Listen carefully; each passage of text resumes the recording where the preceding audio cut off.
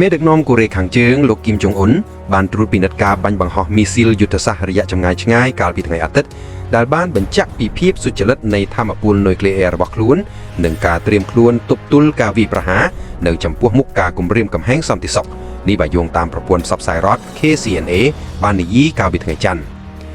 ការបាញ់បង្ហោះនេះគឺជាព្រឹត្តិការណ៍ចុងក្រោយបង្អប់ដែលលោកគីមបានចូលរួមក្នុងសកម្មភាពដ៏ច្រើនសន្ធឹកសន្ធាប់របស់មេដឹកនាំកូរ៉េខាងជើងដើម្បីគូសបញ្ជាក់ពីវឌ្ឍនភាពយោធានិងសេដ្ឋកិច្ចរបស់ប្រទេសមុនពេលសមាជមបកកាន់អំណាចដ៏សំខាន់មួយដែលត្រូវបានគេរំពឹងថានឹងធ្វើឡើងនៅដើមឆ្នាំ2026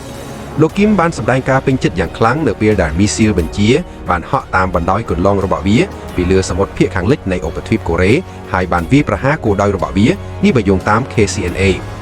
លោកគីមបាននិយាយថា